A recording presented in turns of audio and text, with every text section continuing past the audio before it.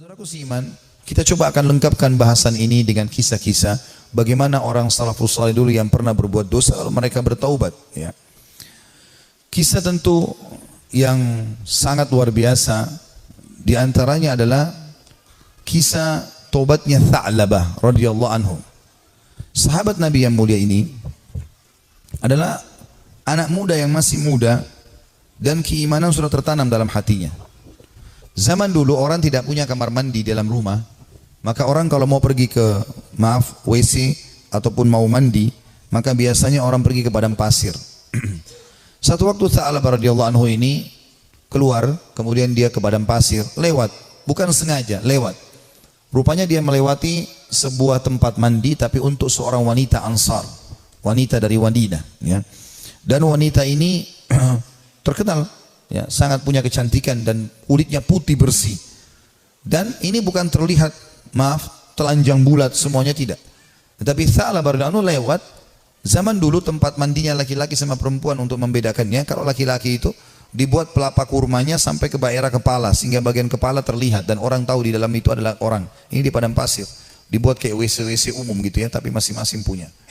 Kalau perempuan tertutup semuanya. Tetapi karena terbuat dindingnya dari pelapa kurma, ya, mirip dengan pelapa-pelapa kelapa kita sekarang ya, ada serat-serat, ada lubang celah di antaranya, maka dia sempat lihat sepintas perempuan tersebut dan itu mengganggu hati dia. Begitu melihat langsung terganggu hatinya, padahal dia tidak niat untuk sengaja mengintip orang mandi. Maka dia merasa tulang-tulangnya gemetar, kesemutan, otot-ototnya merasa kesakitan dan lemas. Lalu kemudian dia segera naik ke atas sebuah bukit yang sangat tinggi di Madinah. 40 hari dia nggak pernah turun. 40 hari di atas gunung tersebut bertaubat kepada Allah Subhanahu wa taala. Salat di sana, dia makan minum di sana, pokoknya tidak mau pulang ke rumahnya. Nabi alaihissalatu wassalam memiliki tradisi, seringkali beliau kalau habis sholat melihat sahabat-sahabatnya. Tapi karena Tha'labah ini bukan orang yang sering ada di depan, maka Nabi SAW tidak melihat dia.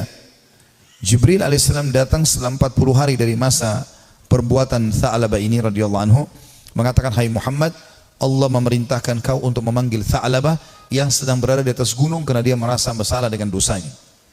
Maka Nabi SAW mengutus beberapa sahabat mencari Tha'labah, ditemuilah, lalu dibawa.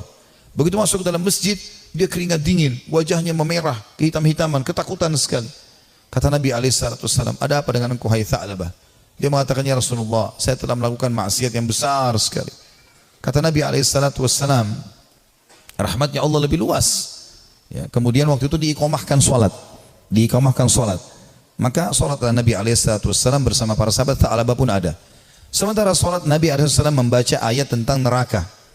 Maka Tha'labah pun pingsan dalam sholatnya. Pingsan. Setelah itu habis sholat para sahabat menyampaikan, Nabi SAW datang membangunkan. Setelah bangun, kata Nabi SAW, "Ada apa dengan kau hai Tha'labah?" "Ya Rasulullah, saya melakukan dosa yang sangat besar bagi saya. Selama 40 hari saya merasa terus dihantui dengan ketakutan atau diselimuti dengan ketakutan ini. Merasa luar biasa ya. Masalah saya melihat wanita tidak sengaja yang lagi mandi." Maka dia pun berkata, Nabi SAW mengatakan, rahmat Allah luas, mohon ampunlah. Dia mengatakan, "Ya Rasulullah, tapi hati saya masih betul-betul terganggu dengan ini." Ya. Maka Nabi SAW setelah mengatakan rahmat Allah luas, pulanglah semua sahabat ke rumah, sampai beritakan Nabi SAW kalau Tha'labah sakit di rumahnya. Maka Nabi SAW datang ke rumahnya, kemudian ingin meletakkan kepala Tha'labah di atas paha Nabi SAW. Tha'labah terus berusaha menjauh, radhiyallahu anhu. Kata Nabi SAW, "Kenapa kau jauhkan kepalamu dariku?" Dia mengatakan, "Ya Rasulullah, kepalaku penuh dengan dosa." Ini bayangkan sosok seorang sahabat yang hanya sekedar melihat tidak sengaja wanita ya, yang sedang mandi, itu pun cuma di celah-celah pelapa-pelapa kurma itu. Maka Nabi SAW mengatakan, rahmat Allah luas. "Apa yang kau rasakan hai Tha'labah?" Kata Nabi SAW. Kata Tha'labah, "Ya Rasulullah, semenjak saya lakukan perbuatan tersebut, hatiku rasanya seperti sedang direngut, ya, seperti ditekan dengan sesuatu. Tulang-tulangku dan otot-ototku seperti kesemutan semuanya. Aku merasa ketakutan yang luar biasa. Apa harapanmu?" Kata Nabi SAW. Dia bilang, "Harapanku agar Allah memaafkan semua dosa-dosaku. Ya, bukan cuma itu saja, aku memaafkan. Mohon supaya Allah maafkan semua kesalahanku." Maka Nabi SAW dapat wahyu dari Jibril AS. Jibril mengatakan, "Sampaikan kepada Tha'labah hai Muhammad, kalau Allah sudah memaafkan bukan cuma itu, tapi semua dosanya." Maka Nabi SAW mengatakan, "Hai Tha'labah, terimalah berita gembira, karena sungguhnya Tuhanmu Allah telah memaafkanmu." Dan ini Jibril datang menyampaikan wahyu itu. Maka Tha'labah pun bergembira, senyum, kemudian dia bertakbir lalu meninggal dunia. Maka pada saat dia wafat, teman-teman sekalian radhiyallahu anhu, sahabat Nabi yang mulia, saking takutnya dengan Allah sampai mati, meninggal, ajalnya datang. Waktu itu Nabi SAW mengatakan, urus jenazahnya segera, kita kuburkan, dimandikan segala macam, disolati, habis sholat, lagi mau diantar ke kuburan, Nabi SAW jalan sambil jingkrak-jingkrak, ya sedikit beliau jinjitkan kakinya. Kata para sahabat, ya Rasulullah, kenapa anda lakukan itu? Kata Nabi SAW, saya merasa malu dengan para malaikat dan saya tidak bisa menghitung jumlah mereka yang sedang datang melayat jenazahnya Tha'labah radhiyallahu anhu. Sahabat Nabi yang mulia memberikan pelajaran kepada kita bagaimana mereka bertaubat kepada Allah Subhanahu wa taala. Ada juga kisah yang lain dan kisah ini mirip, seorang tukang jagal hewan, suka menyembelih hewan, dengan juga ada pernah kisah seorang tukang fitnah. Dua-duanya mirip kisahnya, tapi saya satukan saja. Ini disebutkan oleh para ulama tentang kisah taubatnya orang-orang terdahulu. Dua-duanya ini, tapi di waktu yang berbeda, di tempat yang berbeda, pernah melihat seorang wanita dan dia tertarik dengan wanita tersebut. Ya. Hampir setiap hari dia melemparkan godaannya kepada wanita-wanita ini. Selalu melemparkan kata-kata rayuan, tatapan mata, apalah, berikan hadiah segala macam. Sampai membuat wanita ini tertarik. Tapi wanita ini orang beriman kepada Allah, tidak mau sama sekali, tidak tergoda. Diajak jalan sama-sama tidak mau, diajak ngobrol tidak mau. Satu waktu dia melihat wanita itu sedang jalan jauh, dan jalan jauh ini pergi ke satu tempat yang kelihatannya tidak banyak orang. Maka kedua laki-laki ini di dua kisah yang berbeda, tempat yang berbeda, tapi kasusnya sama, ya, jalan mengikuti perempuan tersebut. Begitu tiba di tempat yang sangat jauh, dia pun langsung menghadang wanita tersebut mengatakan, saya jauh-jauh mengikuti kamu karena saya sangat menyukaimu, gitu kan. Maka kenapa kau sia-siakan waktu yang berdua ini? Kenapa nggak bersama-sama sekarang? Enak kalau kita mungkin pacaran sekarang, jauh dari orang. Kalau kau takut selama ini dengan orang, sekarang jauh dari orang.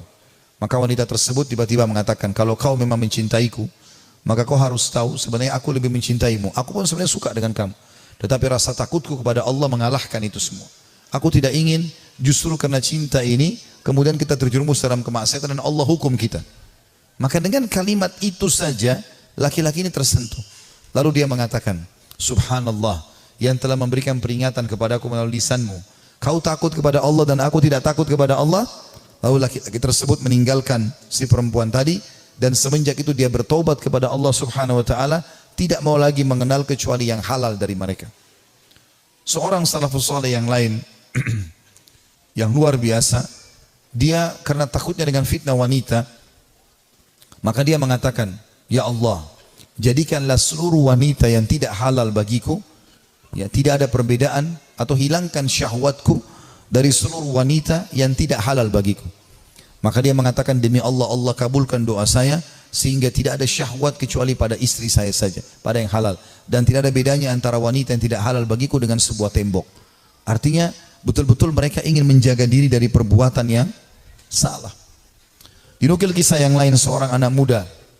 Ini kenapa saya sebutkan banyak kisah anak muda, karena memang anak-anak muda yang banyak terjerumus dalam kemaksiatan, karena mereka punya potensi, energi, ya, banyak sekali kesempatan dan ingin tahu sesuatu itu lebih besar daripada orang yang sudah berumur. Walaupun memang orang berumur pun bisa terjadi, tapi umumnya orang kalau sudah tua khawatir berbuat dosa. Maka ada seorang anak muda selalu berbuat maksiat di zaman Nabi Musa alaihissalam, sibuk dengan dosa-dosa yang dia lakukan. Setiap hari diingatkan, Nabi Musa tidak mau tahu. Sampai masyarakat dari Bani Israel pun sudah merasa ini orang tidak ada lagi solusinya nih. Ini sudah tidak ada solusinya orang ini. Maka mereka mengeluh kepada Musa alaihissalam. Allah pun berfirman kepada Musa melalui Jibril alaihissalam, usir anakmu itu dari negerimu. Tidak boleh lagi ada di sana dia. Maka Musa alaihissalam menyampaikan kepada Bani Israel, kalau Allah sudah menurunkan firman-Nya menguruh anak muda ini diusir. Maka anak muda pun itu diusir dari kota tempat Nabi Musa alaihissalam dengan Bani Israel tinggal. Terus saja dia jalan sampai tiba di sebuah padang pasir yang luas. Kemudian dia merasa dirinya sakit, lemah, terpukul karena jauh dari orang-orang. Maka dia pun lalu berkata, ya Allah, jangan engkau haramkan aku dari rahmat-Mu.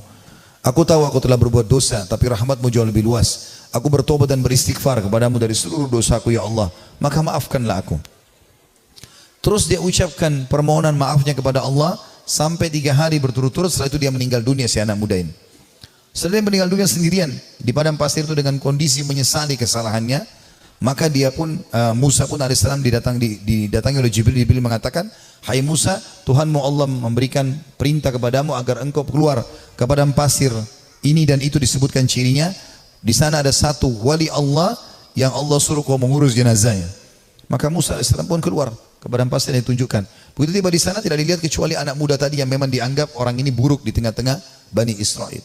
Maka pada saat itu pun Musa alaihissalam mengatakan, ya, Jibril alaihissalam mengatakan kepada Musa, sesungguhnya orang ini telah bertobat selama berapa hari? 3-4 hari meninggalkan negerimu dan Allah terima taubatnya. Maka Musa alaihissalam pun mengurus jenazahnya kemudian menguburkan dia. Begitu luasnya rahmat Allah subhanahu wa ta'ala.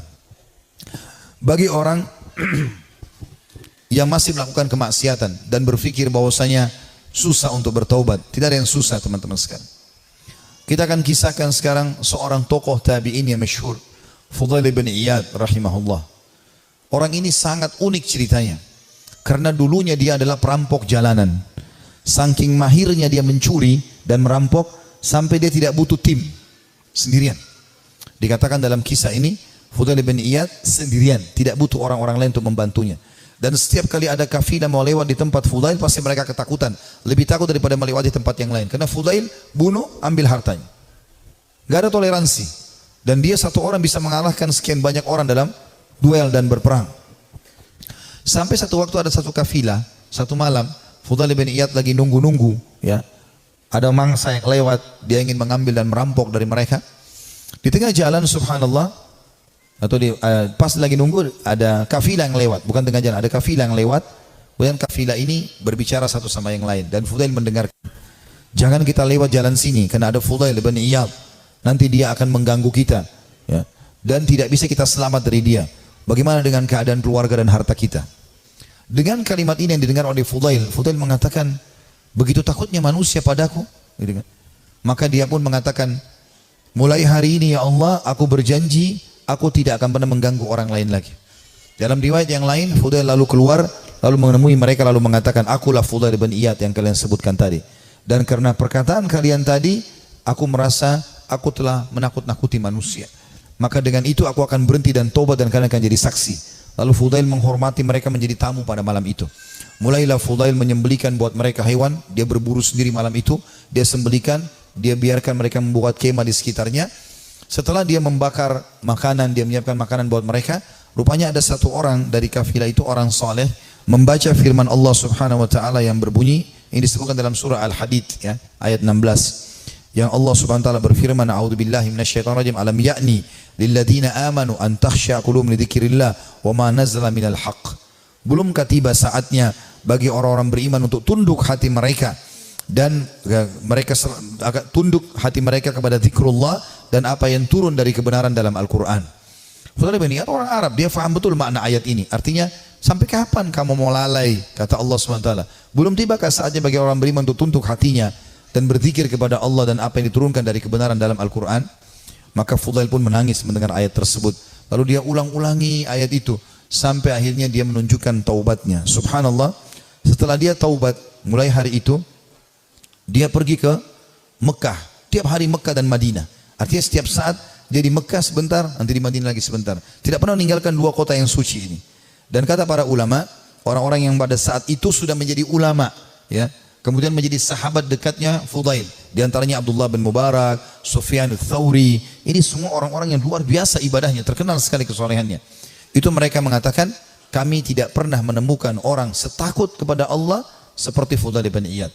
Dia luar biasa, kalau datang dekat Ka'bah nangis kepada Allah Subhanahu wa ta'ala. Kalau nangis bisa sampai pingsan karena ketakutannya kepada Allah Subhanahu wa ta'ala, dan dia betul-betul tulus. Sampai akhirnya Allah letakkan hikmah, kalimat hikmah dari lisan dia. Banyak kalimat-kalimat mutiara yang disebutkan oleh Fudail bin Iyad rahimahullah. Dan itu dinukil oleh para ulama. Seperti misalnya dia mengatakan, sambil dia berdoa kepada Allah, tapi ini orang dengar diam-diam. Dia sebutkan diam-diam di hadapan depan Ka'bah. Dia mengatakan, idza adharta aibana fatadhhar walan nastati'a satrah. Ya Allah, seandainya Engkau membuka aib-aib kami, maka pasti akan kelihatan dan kami tidak akan mungkin bisa menutupinya.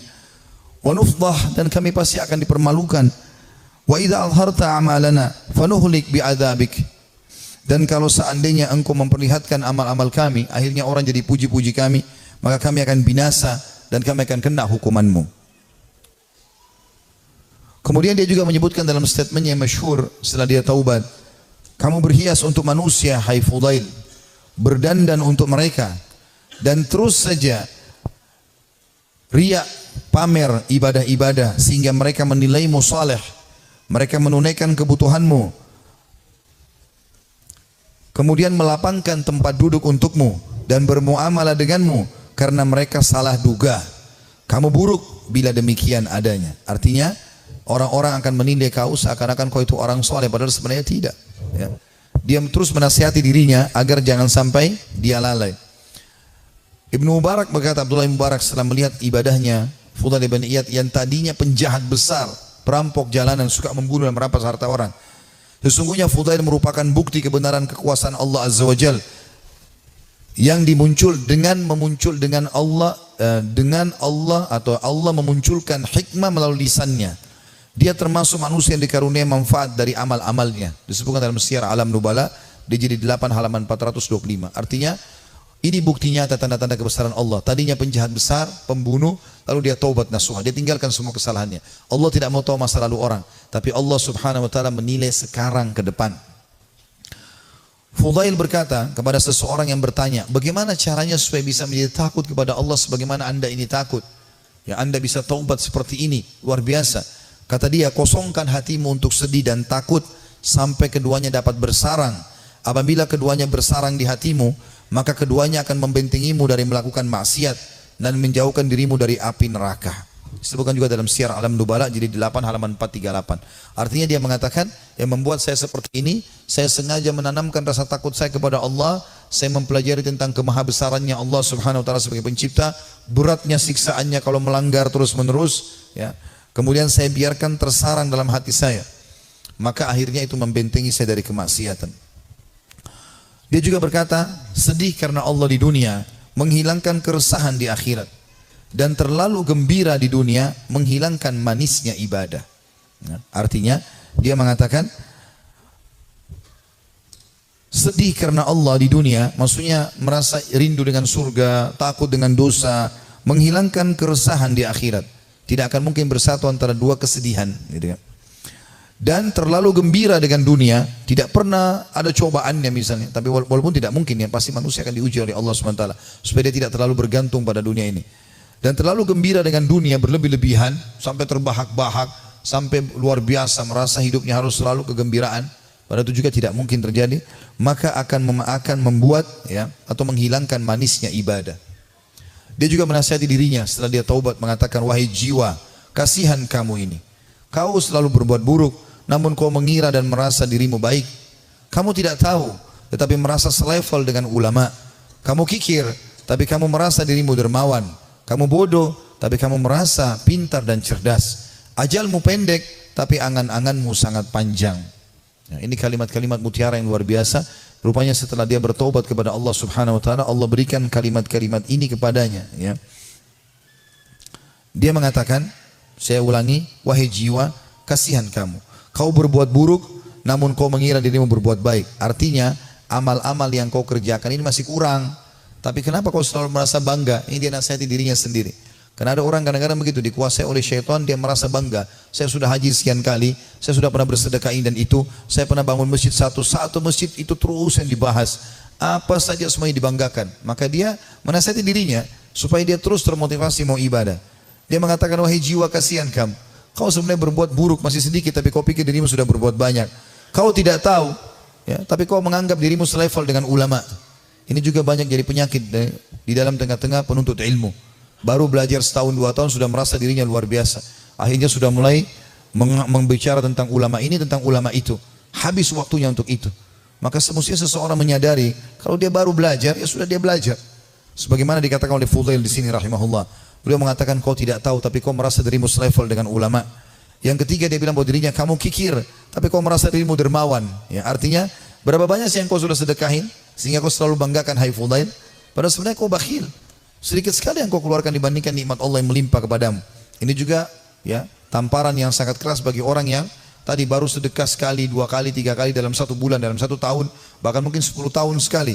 Atau mungkin seumur hidup baru melakukan 1 kebaikan itu. Tadi misalnya membangun sebuah masjid atau 1 kegiatan, sudah dibangga-banggakan. Ya. Kemudian dia mengatakan yang keempat, kau bodoh tapi merasa dirimu pintar dan cerdas. Ada orang juga ini kena penyakit ini ya. Begitu dia sudah belajar agama, dia sudah mulai faham sedikit ayat, hadis, maka dia rasa dirinya tidak perlu belajar lagi. Ini keliru. Kita harus menuntut ilmu sampai menjelang meninggal dunia. Dan beliau mengatakan, ajalmu pendek tapi angan-anganmu sangat panjang. Artinya banyak angan-angan yang kau bangun tapi sebenarnya semuanya itu mengganggu hidupmu.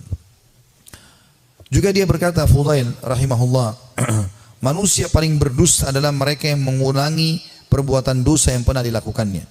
Manusia yang paling dusta adalah manusia yang mengulangi apa yang pernah dia lakukan dulu.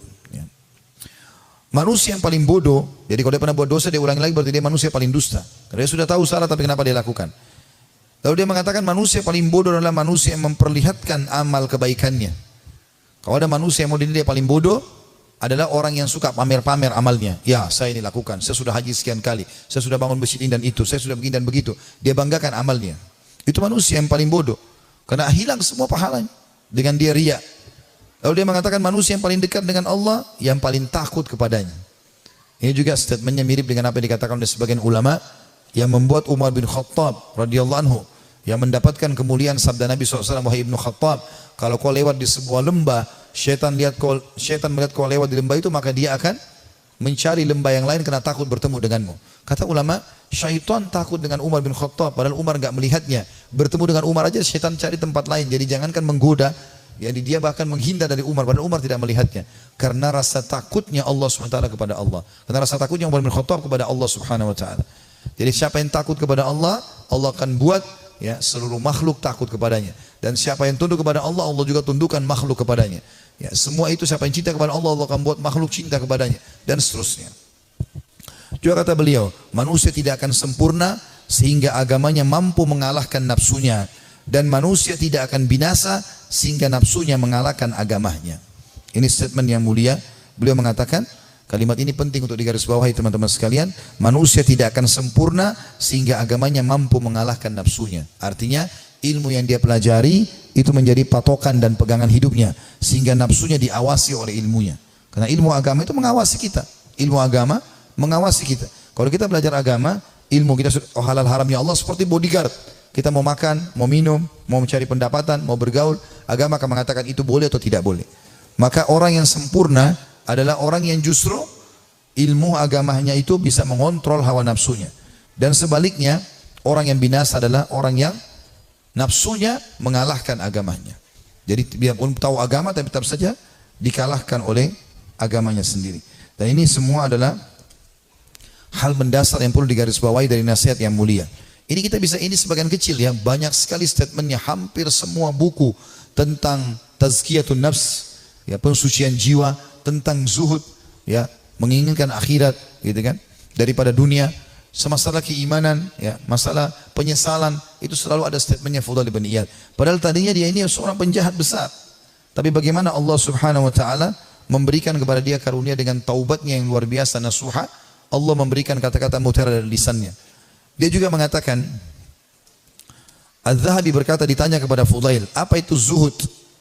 Apa itu zuhud? Mendahulukan akhirat dari dunia. Dia mengatakan banyak qanaah. Qanaah artinya merasa puas ya dengan apa yang telah Allah berikan. Itu namanya zuhud kata beliau. Jadi kalau kau mau dikatakan zuhud, kau berharap akhirat dan dunia kau jalani juga, tapi akhirat kau dahulukan, adalah banyak merasa syukur kepada Allah. Lalu ditanya kepadanya tentang wara. Wara itu menjaga kesucian hubungan sama Allah. Yang menjawab, menjauh dari yang diharamkan syariat. Apapun yang Allah larang, tinggalkan. Bukan cuma yang haram, yang makruh pun ditinggalkan. Makan, minum, berdiri aja tidak dilakukan. Apalagi kalau sampai makan yang haram. Dan kita kalau tinggalkan sesuatu yang makruh, berarti yang haram akan lebih mudah kita tinggalkan. Orang kalau tinggalkan yang makruh, yang haram akan dia tinggalkan. Orang kalau kerjakan amal yang sunnah, amal wajib pasti akan dia kerjakan. Lalu ditanya juga kepada dia, apa ibadah itu? Ia menjawab, melaksanakan apa yang diwajibkan sebaik mungkin. Melaksanakan yang diwajibkan sebaik mungkin. Dan sekian banyak statement Fudail bin Iyad rahimahullah yang kita bisa ambil pelajaran darinya. Artinya tidak ada kata terlambat dalam bertaubat. Dan kalau orang taubatnya nasuha, Allah Subhanahu Wa Taala akan karuniakan untuk dia kelebihan-kelebihan yang banyak. Saya akan tutup dengan dua kisah di sini teman-teman sekalian. Salah satunya nanti yang terakhir adalah kisah yang cukup panjang, kisah Ka'ab bin Malik radhiyallahu anhu, sahabat Nabi yang mulia yang bertaubat karena dia tidak sempat ikut dalam perang Tabuk bersama Nabi alaihi salatu wassalam. Namun sebelumnya saya akan sebutkan dulu kisah tentang sosok orang yang sangat saleh dari kalangan tabi'in. Dia hidup di zaman Nabi SAW tapi tidak sempat bertemu dengan Nabi dalam pendapat sebagian orang, yaitu Ubaid bin Umair bin Qatadah al-Laythi al-Jundu'i al-Makki. Ya. Orang ini sangat saleh, luar biasa. Sampai di Mekah itu kalau ada orang yang menganggap dirinya lemah imannya pasti datang kepada dia, kepada Ubaid ini rahimahullah. Orang ini sangat luar biasa keimanannya. Ada sebuah kisah dinukil oleh Ibnu Qudamah. Kisah Ibnu Qudamah dinukil tadi, kisah Tha'labah. Ini dinukil dalam sebuah kisah di sebuah buku. Kisah ini kisah sahih. Ada seorang wanita di Mekah sangat terkenal dengan kecantikannya. Dan wanita ini terkenal tinggi, putih, cantik, fitnah luar biasa. Tapi dia tutup wajahnya, dia pakai cadar. Dia bilang sama suaminya, satu hari dia bicara sama suaminya. Dia mengatakan, wahai suamiku, kira-kira apakah ada orang yang bisa selamat dari fitnah wajahku ini? Artinya dia coba menyebutkan sama suaminya. Kata suaminya, tentu saja ada. Walaupun kau cantik, tapi akan ada orang yang bisa tidak kena fitnahmu. Kata perempuan itu penasaran, siapakah itu? Artinya kalau saya buka wajah saya tidak pakai hijab ini, masih ada laki-laki yang tidak tertarik.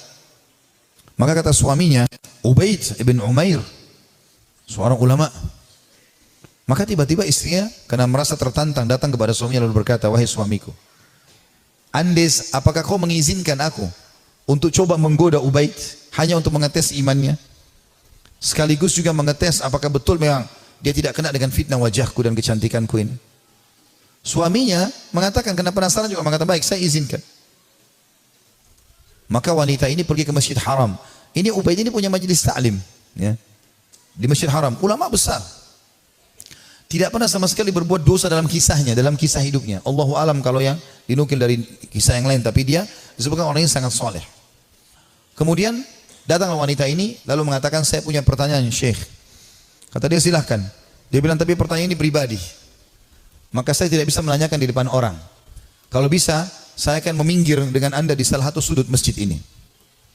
Karena perempuan ini terus menunjukkan kesedihannya, menangis. Maka Ubaid mengatakan, baiklah, tapi tetap di depan umum, bukan berduaan-duaan khalwat. Di tiang masjid, di sebelah situ ada sekitar jemaah. Tiba-tiba wanita ini pada saat duduk depan Ubaid membuka cadarnya. Dan memang terlihat kecantikan yang luar biasa. Maka Ubaid rahimahullah mengalihkan wajahnya. Sambil kata Ubaid mengatakan, apa yang kau lakukan? Bukankah kau bertanya, kenapa kau membuka cadarmu? Dia mengatakan, sebenarnya, wahai Syekh Ubaid, saya mencintaimu dan saya menyukaimu. Maka aku datang untuk menawarkan diri. Maka Ubaid mengatakan, dan aku tinggal tunggu jawabanmu. Artinya kapan kau mau? Selesai. Aku jadi milikmu, terserah kau mau apakan. Perempuan ini ingin menguji. Ubaid tidak mengenal siapa perempuan ini. Subhanallah, dia mengatakan, saya akan jawab pertanyaanmu itu kalau kau menjawab 5 pertanyaanku. Kata Ubaid rahimahullah. Tapi sambil buang muka, enggak dilihat ke wajah wanita ini. Wanita tersebut menggambarkan Ubaid tidak melihat sedikit pun ke wajahku. Padahal wanita ini depan matanya dan sangat cantik. Maka kata wanita tersebut, tanyalah. Kata Ubaid rahimahullah. Jadi tadi dia memang bilang, waktu dalam majelis saya punya masalah, saya mau minta nasihat. Padahal dia cuma mau berbohong wanita ini. Tapi akhirnya mendapatkan nasihat yang benar. Apa kata Ubaid rahimahullah? Andai saja bertepatan pada saat sekarang malaikat maut datang ingin mencabut ruhmu, apakah kau akan menawarkan hal yang sama padaku? Kalau memang kau sedang berhadapan dengan malaikat maut? Kata wanita tersebut, tentu tidak. Pertanyaan kedua, andai saja kamu sedang berada dalam kuburan, tempat yang pasti kau akan datangi, dan kau sedang bertemu dengan Munkar dan Nakir, 2 malaikat akan bertanya di kuburan, dan kau sedang ditanya untuk selamat ke surga atau neraka, apakah kau juga akan berpikir tetap akan menawarkan dirimu seperti ini? Dia mengatakan tidak. Yang ketiga, seandainya kau sedang berada bersama aku di padang mahsyar, kemudian buku-buku amal sedang berterbangan, dan kau tidak tahu apakah kau akan terima dengan tangan kanan atau tangan kiri. Tangan kanan akan selamat ke surga, tangan kiri akan masuk ke neraka. Apakah kau juga akan menawarkan dirimu seperti ini kepadaku? Dia mengatakan tidak. Yang keempat, andai saja kau sedang ditimbang amalmu dan kau tidak tahu amal baik atau amal buruk di timbangan amal hari kiamat nanti yang lebih berat, apakah kau masih mau menawarkan dirimu padaku? Dia mengatakan tidak. Lalu kemudian pertanyaan terakhir yang kelima, andai saja kau sedang diminta pertanggungjawaban oleh Allah tentang kecantikanmu ini, tentang keadaanmu, ya, kelebihan-kelebihan nikmat yang Allah berikan kepadamu ini, apakah kau juga akan mengatakan kepada Allah, aku sempat menawarkan ini kepada Ubaid? Maka dia mengatakan tidak.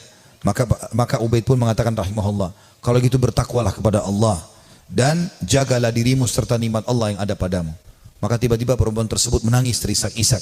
Lalu kata Ubaid, pulanglah. Lalu Ubaid berdiri tanpa melihat sedikit pun ke wajah wanita tersebut. Setelah dia pergi, wanita itu pulang ke rumahnya. Suaminya sudah menunggunya, ingin mengetahui berita apa yang ada sebenarnya. Maka setelah dia pulang, suaminya kaget melihat matanya merah, menangis. Kata suaminya, apa yang terjadi wahai istriku? Dia mengatakan, sungguh aku akan binasa wahai suamiku. Aku tadinya niat ingin bermaksiat kepada Allah, Allah menuruskanku justru melalui Ubaid. Dan sungguh Ubaid adalah orang saleh. Dan semenjak hari itu perempuan itu tidak pernah dandan lagi sama sekali sampai ajal datang menjemputnya. Teman-teman sekalian, orang yang saleh, orang yang tulus kepada Allah Subhanahu wa taala, memang orang-orang yang justru tidak mudah tergoda. Kalau antum hanya sekedar dengan godaan sedikit mudah tergoda, itu masih orang biasa. Tapi kita harus menjadi orang yang luar biasa memang. Tidak boleh mudah tergoda. Allah Subhanahu wa taala menyebutkan tentang ahli surga di dalam firman-Nya pada saat mereka masuk ke dalam surga nantinya di hari kiamat, itu disebutkan malaikat akan masuk dari semua pintu-pintu istana mereka dan mereka akan berkata para malaikat, salamun alaikum bima sabartum fa ni'ma uqbaddar. Selamat buat kalian, keselamatan buat kalian atas kesabaran kalian. Dan ini sebaik-baik tempat untuk kembali. Surga maksudnya. Kata ulama tafsir, yang dimaksud dengan makna malaikat akan berkata, ya, selamat atas keselamatan, atas kesabaran kalian, karena mereka sabar dalam 3 hal. Ini butuh kesabaran teman-teman sekalian. Yang pertama, sabar dalam mengerjakan ketaatan. Untuk bangun sholat, untuk tutup aurat, mencari pendapatan halal, ya, itu semua butuh kesabaran. Duduk di majelis ilmu seperti ini butuh kesabaran. Bangun sholat malam butuh kesabaran. Bersedekah padahal kita butuh kesabaran. Berbakti dengan orang tua yang sudah sangat tua butuh kesabaran. Konsisten dengan kejujuran butuh kesabaran. Perjuangan semuanya butuh sabar. Ini sebab masuk surga karena kesabaran. Yang kedua, sabar dalam menolak kemaksiatan. Jadi semua kita di sini yang hadir punya peluang berzina, punya peluang berbohong, punya peluang melakukan semua dosa. Bukankah sekarang di zaman kita fitnahnya sangat besar? Di handphone kita bisa masuk penawaran zina dengan sangat mudah. Bukankah sangat mudah kita untuk riba, menipu, mencuri, apa saja? Tapi subhanallah butuh kesabaran. Sabar dalam meninggalkan kemaksiatan. Sabar. Dan kata ulama, beda pahalanya antara orang yang meninggalkan maksiat karena dia tidak punya peluang. Misal, dia cuma sepintas lihat spanduk ajakan untuk ke diskotik. Atau dia ada penawaran apa, lalu dia bilang, saya nggak suka, cuma sebatas itu. Beda pahalanya dengan orang yang sedang bergejolak godaan yang luar biasa. Jadi misalnya memang lagi ada lawan jenis yang mengganggu dia, kemudian dia bergejolak juga ingin mengikuti hawa nafsunya, itu beda pahalanya. Nabi Yusuf alaihissalam waktu digoda oleh wanita istri raja yang ratu Mesir, itu Allah mengatakan, walaqad hamma bihi wa hamma biha laula ar-ra'a burhana rabbih. Ya. Yusuf sudah cenderung sama perempuan itu cenderung pada Yusuf. Artinya Nabi Yusuf AS manusiawi, tapi beliau coba berusaha menghindar, sabar, menghindar terus sampai akhirnya Allah SWT berikan tanda-tandanya, akhirnya selamat dari godaan tersebut. Gitu kan? Artinya kesabaran di sini butuh ekstra pada saat ada peluang untuk berbuat dosa itu. Dan yang ketiga, sabar dengan cobaan harian, sabar dengan cobaan harian.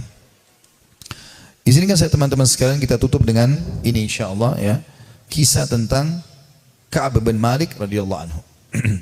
Dan kisah ini adalah kisah yang sangat unik dari seorang sahabat Nabi yang taubat nasuha dari dosanya. Tapi kisah ini memang cukup panjang, saya akan bacakan. Ya. Dia mengatakan dalam riwayat Bukhari, dalam riwayat yang sahih, aku tidak pernah tertinggal, kata Ka'ab bin Malik, dari Rasulullah SAW dalam peperangan apapun yang dipimpin oleh beliau, kecuali dalam perang Tabuk. Dan perang Tabuk ini terjadi perang terakhir Nabi SAW sebelum beliau meninggal. Setelah pembebasan kota Mekah, beliau menuju ke wilayah Tabuk, dan Tabuk ini jaraknya sangat jauh dari Madinah, dan waktu itu musim panas. Dan musim panas ini puncak-puncaknya panas, biasanya buah kurma lagi sangat bagus ya, hasil panennya. Justru makin panas makin bagus kualitas kurma. Dia mengatakan, saya tidak pernah ketinggalan perang bersama Nabi SAW kecuali di perang Tabuk. Memang aku juga tertinggal dalam perang Badar, namun tidak ada seorang pun yang tertinggal waktu itu dicelah. Karena Rasulullah SAW dan kaum muslimin keluar untuk menghadang kafilah dagang Quraisy yang pulang dari Syam, hingga kemudian Allah mempertemukan mereka dengan musuh mereka tanpa rencana. Maksudnya perang Badar ya. Saya tidak hadir di Badar, kata Ka'ab radhiyallahu anhu, karena memang waktu itu bukan kewajiban tapi pilihan. Cuma di perang Tabuk memang kewajiban dan aku terlalaikan pada saat itu. Kata beliau, dan sebelumnya aku telah hadir bersama Rasulullah SAW pada malam Aqabah. Aqabah ini nama Jumrah, Jumrah Aqabah. Orang kalau haji biasa tahu masalah itu. Tempat melontar Aqabah. Aqabah itu sebuah bukit yang kecil, namun bisa dinaiki oleh orang dan bisa orang merasa tinggi dari tempat itu, disilakan dengan Aqabah.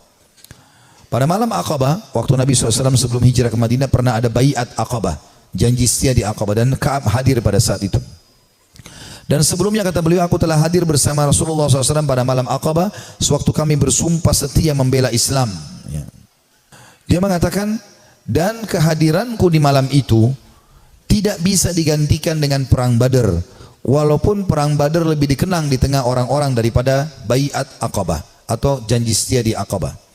Dan di antara kisah hidupku adalah ketika aku tertinggal dari Rasulullah SAW pada perang Tabuk, aku tidak pernah merasa lebih kuat dan lebih mampu daripada keadaanku ketika aku tertinggal dari perang itu. Jadi maksudnya pada saat itu aku tidak punya alasan untuk tidak ikut perang Tabuk. Waktu itu Nabi SAW mewajibkan semua laki-laki yang kuat dan tidak punya udzur ya. Pada saat itu aku sangat kuat, belum pernah aku sekuat itu sebelumnya. Demi Allah, aku sebelumnya tidak pernah memiliki dua kendaraan, namun di perang itu aku memilikinya. Jadi selain fisikku kuat, aku juga memiliki 2 ekor kuda. Sebelumnya belum pernah aku punya 2 ekor kuda. Jadi aku sekarang lebih baik secara ekonomi. Rasulullah SAW tidak pernah menginginkan peperangan, melainkan beliau menyembunyikan daerah sasarannya dengan mengisyaratkan seolah-olah beliau menuju yang lainnya. Hingga pada perang itu Rasulullah SAW berperang menuju Tabuk dalam musim yang sangat panas dan menghadapi perjalanan yang sangat jauh menempuh padang pasir. Dan menghadapi jumlah pasukan yang sangat besar, beliau menjelaskan kepada kaum muslimin tentang urusan mereka yang sangat serius agar mereka bersiap-siap dengan segala perbekalan mereka untuk menghadapi perang. Beliau menjelaskan kepada mereka arah mana yang hendak beliau tuju. Artinya pada saat itu Nabi SAW mewajibkan semua laki-laki, dan Nabi mengingatkan, ini yang kita datangi pasukan Romawi, jumlahnya sampai 250.000 personil.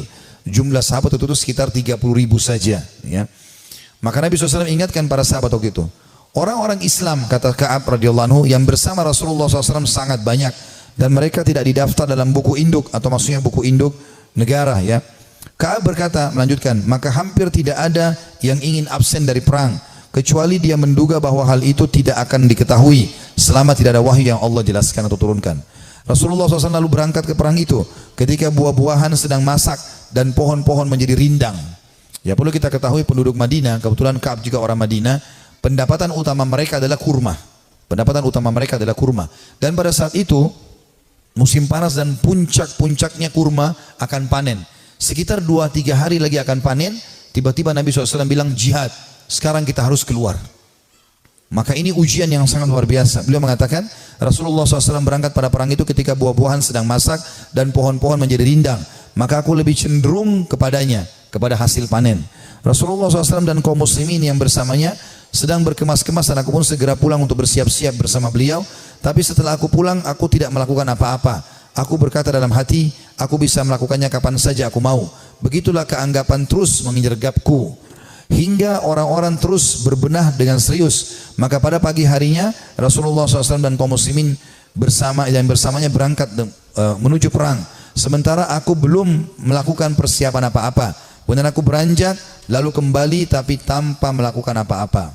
Hal itu membuat akhirnya aku tidak berangkat dan aku tertinggal. Dan aku bertekad akan menyusul mereka ya, pada saat tiba di sore hari. Dan seandai saja aku lakukan itu, maksudnya menyesal, coba aku lakukan ya. Namun kemudian hal tersebut tidak ditakdirkan untukku. Maka ketika aku keluar ke tengah manusia, setelah keberangkatan Rasulullah SAW, aku merasa bersedih. Karena aku tidak melihat seorang panutan untukku, kecuali laki-laki yang tercelah karena kemunafikannya, atau orang yang diterima uzurnya dari Allah SWT dari kalangan orang-orang yang lemah. Rasulullah SAW tidak menyebut-nyebutku hingga beliau sampai di Tabuk. Beliau bersabda sambil duduk di tengah pasukan Tabuk, apa yang dilakukan oleh Ka'ab bin Malik?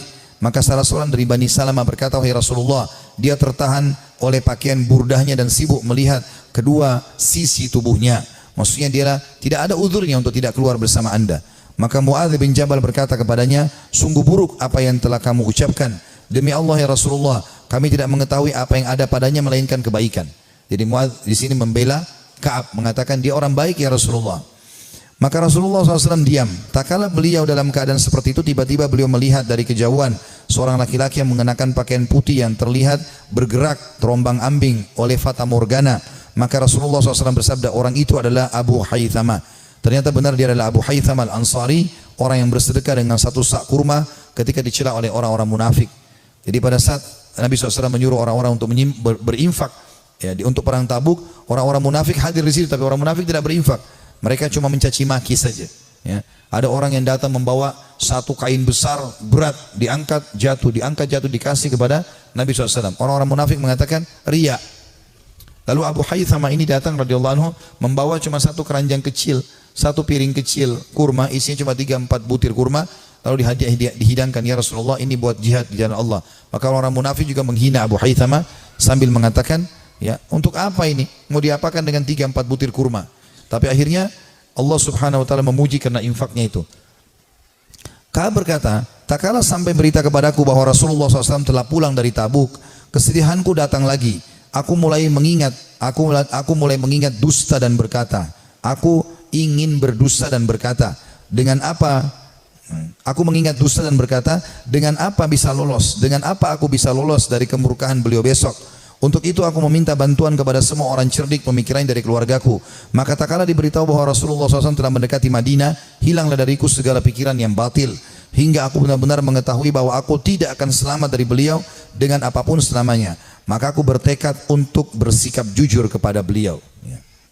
Rasulullah SAW tiba pada keesokan harinya, dan biasanya apabila pulang dari safar, beliau memulai dengan masjid. Dan beliau sholat 2 rakaat, kemudian duduk di hadapan orang-orang. Ketika beliau melakukan demikian, orang-orang yang tidak ikut perang mendatangi beliau untuk menjelaskan uzurnya dan bersumpah kepada beliau. Mereka bersumpah, mereka berjumlah kurang lebih 80 orang yang tidak ikut berperang di perang Tabuk. Maka beliau menerima lahir mereka, membaiat mereka dan memohon ampun untuk mereka, serta menyerahkan rahasia mereka kepada Allah Subhanahu wa taala. Hingga aku datang. Tak kala aku mengucapkan salam, beliau tersenyum dengan senyuman orang yang marah. Kemudian beliau berkata, kemarilah. Aku datang berjalan hingga aku duduk di hadapan beliau. Beliau SAW berkata kepadaku, kata Ka'ab, apa yang membuatmu tidak ikut serta dalam perang Tabuk? Bukankah kamu telah membeli kendaraanmu, adat kudamu? Ka'ab berkata, aku berkata, wahai Rasulullah, sesungguhnya aku demi Allah, seandainya aku duduk di hadapan orang selain anda dari penduduk dunia, pasti aku yakin bahwa aku akan lolos dari murkahnya dengan sebuah alasan, karena aku telah diberi kemampuan untuk berdebat. Akan tetapi demi Allah, aku benar-benar mengetahui bahwa jika hari ini aku menceritakan kepada anda cerita dusta yang dengannya anda bisa merelakanku, tentu tidak lama Allah pasti akan menjadikan anda murka kepadaku. Dan apabila aku menceritakan kepada anda dengan cerita yang jujur, pasti anda murka kepadaku karenanya. Sesungguhnya dengan kejujuran ini aku akan menghadap atau akan mendapatkan akibat yang baik dari Allah. Demi Allah aku tidak punya uzur. Demi Allah aku merasa tidak pernah sekuat dan sekaya daripada keadaanku sekarang pada saat aku tidak ikut Tabuk bersama anda. Maka Rasulullah SAW bersabda, adapun orang ini maka ia telah berkata jujur, maka berdirilah hingga Allah memberikan keputusan kepadamu. Ringkas cerita ini cukup panjang, saya ringkaskan. Maka Ka'ab pun berkata, aku pun merasa plong karena merasa jujur dengan Nabi SAW. Walaupun pada saat itu turun wahyu memperingatkan Nabi SAW untuk memboikotku dengan kedua temanku. Jadi kebetulan ada 2 temannya dari 80 orang tadi yang dianggap orang yang sangat dekat dengan Nabi SAW dan tidak ada punya uzur untuk hadir. Maka kata Ka'ab, kedua orang temanku ini dan aku disuruh boikot oleh Nabi SAW. Maka tidak dijawab salam kami. tidak senyum pada kami, tidak ada yang salaman pada kami. 3 orang ini. Kata Ka'ab radhiyallahu anhu, terus saja ya berlalu beberapa hari sampai aku masuk ke masjid. Kalau kedua temanku menangis di rumahnya dan tidak pergi sholat di masjid. Sementara aku sendiri tetap masuk ke masjid dan aku menemukan semuanya orang membuang wajah. Tidak ada yang salam. Dan pada saat aku melihat ke arah Nabi SAW, Nabi SAW membuang wajahnya. Tapi kalau aku sedang tidak lihat ke arah Nabi, Nabi sedang melihat ke arahku. Aku terus saja berjalan dalam kondisi tersebut. Rasanya jantungku, ya hidupku sempit. Karena betul-betul diboikot pada saat itu. Setelah berjalan kurang lebih 30 hari, sebulan dari masa itu, maka datang perintah dari Nabi SAW, perintah dari Allah, agar ketiga orang ini menjauhi istri-istri mereka, termasuk Ka'ab. Maka mereka pun ya melakukan itu. Kata Ka'ab waktu datang utusan Nabi SAW, apakah Nabi menyuruh aku menceraikan istriku? Kata Nabi SAW, kata utusan Nabi SAW, tidak, sama sekali tidak. Tidak ada sama sekali perintah untuk menceraikan, kamu hanya disuruh pisah saja. Kemudian kedua sahabatku, kata Ka'ab, memohon kepada Nabi SAW agar istri-istri mereka memohon kepada Nabi SAW untuk tetap bisa serumah walaupun tidak ada biologis, tapi melayani makan dan minum suaminya. Lalu Nabi SAW izinkan, tapi tidak ada biologis di antara mereka. Lalu kata orang-orang kepada Ka'ab, hai Ka'ab, kenapa kau tidak minta seperti 2 sahabatmu tadi? Minta agar ya Nabi SAW izinkan istrimu melayani walaupun tidak ada biologis. Kata dia, tidak, demi Allah, saya akan menjalani hukuman ini semaksimal mungkin supaya juga pengampunannya maksimal. Kata Ka'ab, dalam kondisi seperti itu, satu Madinah memboikot, istriku juga tidak boleh serumah denganku, maka aku menemui seseorang yang datang dari luar Madinah lalu teriak-teriak sambil mengatakan, mana Ka'ab bin Malik, mana Ka'ab bin Malik. Begitu aku melihat orang tersebut, aku mengatakan aku Ka'ab. Orang itu menyerahkan sebuah surat yang ternyata dari Raja Ghassan, seorang raja yang kafir kepada Allah Subhanahu Wa Taala, yang memang memusuhi Nabi SAW. Maka dia mengatakan, telah sampai dari Raja Ghassan kepada Ka'ab bin Malik, telah sampai kepada kami bagaimana sikap perilaku sahabatmu itu, ya Nabi SAW memboikotmu. Maka kalau kau datang kepada kami akan muliakan kamu, kami akan berikan kamu kedudukan, ya datanglah kepada kami. Mesti disuruh murtad, tinggalkan agama Islam, datang kepada Ghassan. Maka kata Ka'ab, demi Allah ini cobaan yang lain, aku akan bersabar. Lalu dia membuang dan membakar surat tersebut. Berjalan waktu, kata Ka'ab, saya terus aja datang ke masjid, aku datang ke masjid sholat, dan tetap saya tidak bisa buat apa, dan rasanya dada ini sudah sempit luar biasa. Sampai puncaknya di hari ke-50. Di hari ke-50. Setelah 50 hari kami diboikot, dan aku kebetulan lagi ada di depan rumahku, baru selesai mengerjakan sholat duha, kemudian tiba-tiba turun wahyu kepada Nabi SAW menerima taubat kami bertiga. Maka 2 orang sahabat Nabi dan aku tidak bisa melupakan itu, ya, datang dan mereka berlumba-lumba, yang satu menunggangi unta, yang satu berlari. Saking gembiranya ingin menyampaikan berita gembira kepada Ka'ab. Maka dua-dua berlari, karena yang naik kuda lebih cepat, maka yang di atas yang sedang berlari pakai kaki, ya itu naik ke atas pohon kurma lalu teriak dari jauh, wahai Ka'ab, terimalah berita gembira. Terimalah berita gembira dari pertama atau dari semenjak kau dilahirkan oleh ibumu. Semenjak kau dilahirkan oleh ibumu, sesungguhnya telah turun wahyu Allah menerima taubatmu. Maka kata Ka'ab, aku belum pernah merasa bumi sesempit itu sebelumnya, dan aku belum pernah merasakan bumi seluas itu setelahnya. Artinya sebelum datang berita gembira ini, bumi sangat sempit rasanya, dadaku sempit, semuanya jadi susah hidup ini. Tapi setelah sampai berita gembira ini, aku pun bahagia ataupun tentram, dan aku merasa luar biasa. Saking gembiranya aku membuka bajuku dan aku memberikan kepada pemberi berita gembira tersebut. Aku pakai baju lain, aku datang kepada Nabi SAW. Aku menemukan para sahabat tersenyum, bersalaman denganku, menyampaikan berita gembira, dan aku sangat terharu. Orang-orang pada menangis. Aku pun menemui Nabi SAW. Lalu Nabi SAW mengatakan, wahai Ka'ab, terimalah berita gembira dari pertama kau dilahirkan oleh ibumu. Kata Ka'ab, ya Rasulullah, aku telah mengambil pelajaran dan bersyukur kepada Allah, dan aku berjanji kepada anda, mulai hari ini aku tidak akan pernah berdosa selamanya, karena kejujuranku lah yang telah membuat Allah menyelamatkanku. Saudaraku si iman, kisah-kisah seperti ini, walaupun ini cukup panjang tadi disampaikan, karena memang ini kisah cukup panjang di dalam riwayat Bukhari, saya meringkaskan bagaimana orang-orang salafus saleh kembali kepada Allah Subhanahu Wa Taala. Yang paling penting, setelah kita kembali ke jalan Allah Subhanahu Wa Taala, sebelum ajal datang, karena kalau ajal datang kita akan menyesal. Kita akan berharap sholat duha yang pernah kita tinggalkan 2 rakaat kita akan lakukan. Kita akan berharap kembali ke dunia senyum dengan seorang muslim lalu kita meninggal dunia. Kita berharap bisa menyedekahkan seluruh harta yang kita miliki. Kita berharap berbakti dengan kedua orang tua kita yang masih hidup. Kita berharap bisa berbuat baik dengan tetangga, dengan masyarakat, dengan siapa saja. Karena semua itu akan ada nilai pahala di sisi Allah Subhanahu wa taala. Sebelum itu terjadi, teman-teman sekalian, penyesalan, sekarang kesempatan. Kita kembali kepada Allah Subhanahu wa taala. Allah mengatakan wa anibu ila rabbikum wa aslimulah. Tadi sudah saya bacakan dalam surah Az-Zumar. Kembalilah kalian ke jalan Tuhan kalian dan tunduklah kepadanya. Menjadi orang yang baik, orang yang patuh kepada Allah, orang yang saleh dan saleha, mulia. Dia akan makan, dia akan minum, dia akan punya jabatan, dia akan punya harta, dia akan punya pasangan yang baik seperti dia akan punya anak-anak yang baik dan saleh. Allah akan berikan kebahagiaan dan di akhirat dia akan dapatkan juga yang terbaik. Allah janjikan surga yang luas. Dia akan tinggal tunggu ajal datang saja lalu masuk ke surganya. Orang-orang yang fasik, makannya susah, ya, hidupnya susah. Begitu juga dengan yang lainnya. Bahkan kalaupun ada di dunia itu adalah sifatnya tadarruj, tahapan siksaan dari Allah Subhanahu wa taala. Firaun juga makan, Namrud juga makan, dan seluruh orang yang Allah binasakan juga makan.